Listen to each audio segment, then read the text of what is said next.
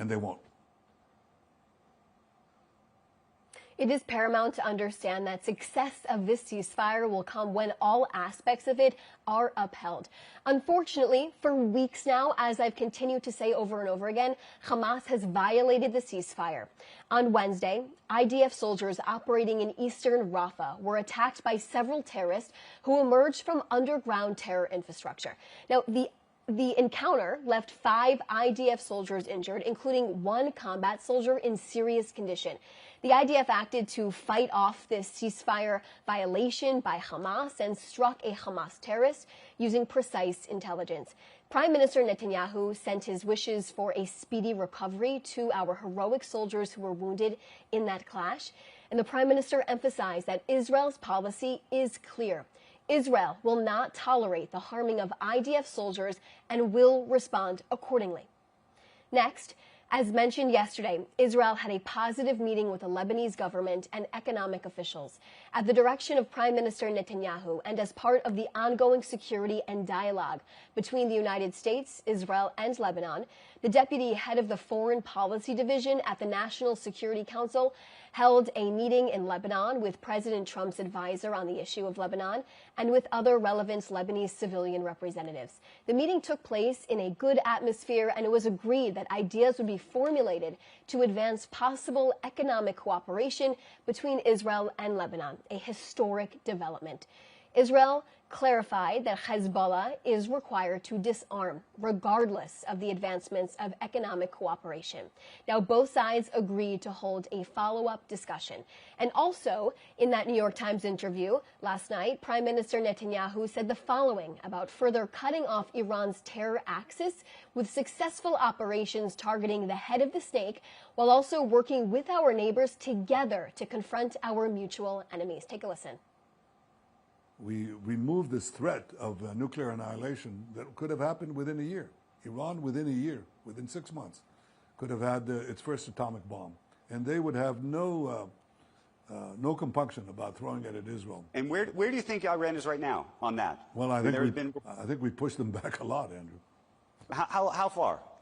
Well, I think it's very hard to manufacture a bomb when your top scientists are knocked out. They had atomic scientists, and we knocked them out in the first 2 minutes of the war, along with their top command. We set them back. Does that mean that they won't try again? Of course they'll try again. But our focus right now is on the Iran axis, on their various proxies. On Hamas, let's finish the job there and open up a path for a different future for Gaza and for Israel. And the same thing is true of Hezbollah.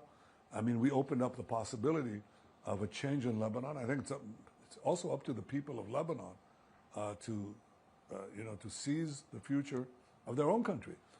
But we've brought down Hezbollah a lot, and we deal with the Houthis and any other proxies that we have to deal with. I think opportunities are vast. They're vast, but I think it requires more work. Finally, to share with you in the government meeting this morning, the Prime Minister reiterated that Israel's success in its battle against the Axis terror is opening up opportunities for peace with our neighbors.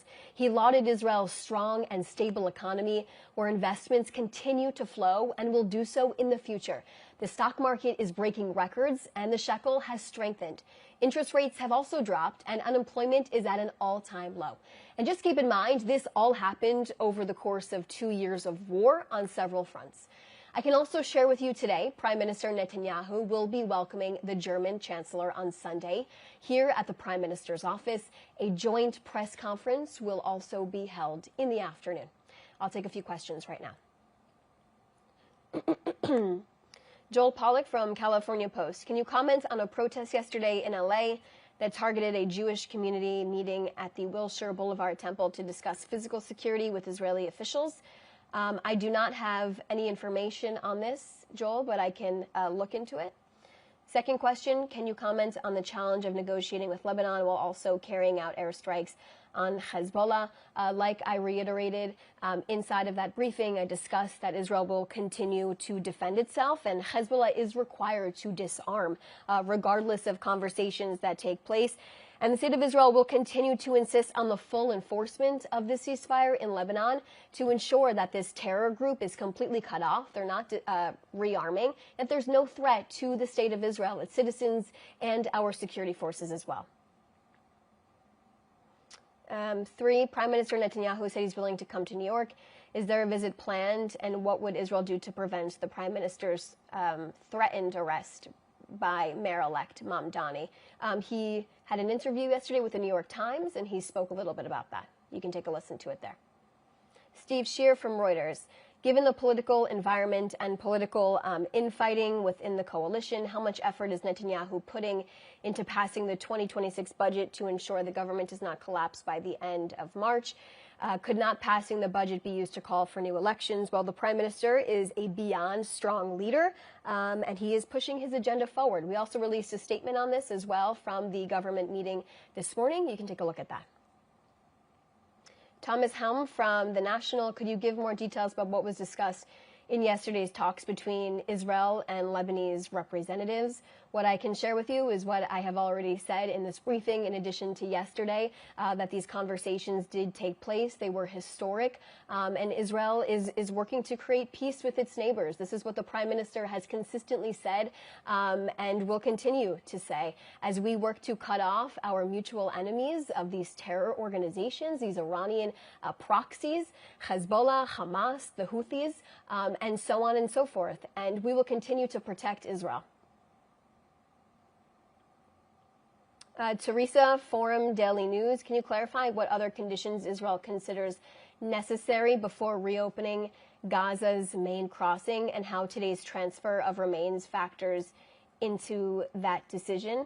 I'm not sure what today's transfer you are referring to. I'm assuming the transfer of our Thai national who was held hostage for 790 days that were finally returned yesterday. Remember, this was a Thai national. This was not even an Israeli. Hamas holds people. It doesn't matter who you are, where you come from. A Thai national was in captivity for more than 2 years. And let's remember, we still have our hostage, another Israeli hostage still in captivity. We have one hostage left.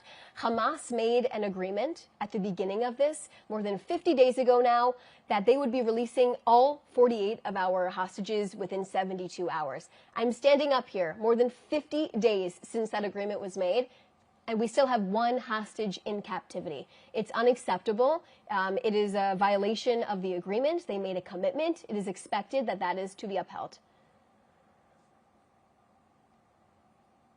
Adam Parsons from Sky News, can you please confirm that Abu Shabab has been killed, and can you outline the relationship Israel had with Abu Shabab? I've seen these reports. I cannot comment at this time. And by the way, I was watching Sky News yesterday, and I noticed over and over again that Hamas terrorists are actually referred to as militants. These are terrorists. I have seen this widespread for 2 years now. Why is the term militant being used to describe people who came across the border, slaughtered communities, massacring them, taking people hostage for more than 2 years, being defined as militants? This is a terror organization who believes in the jihadi movement. These are terrorists. Let's use the correct terminology here.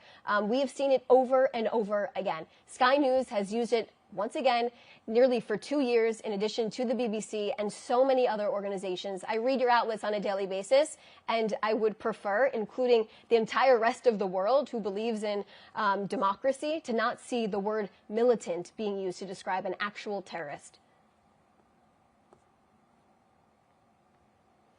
Okay, so these are all the questions that I see right now. If you have any other questions, please reach out to our office. Thanks so much for your time today.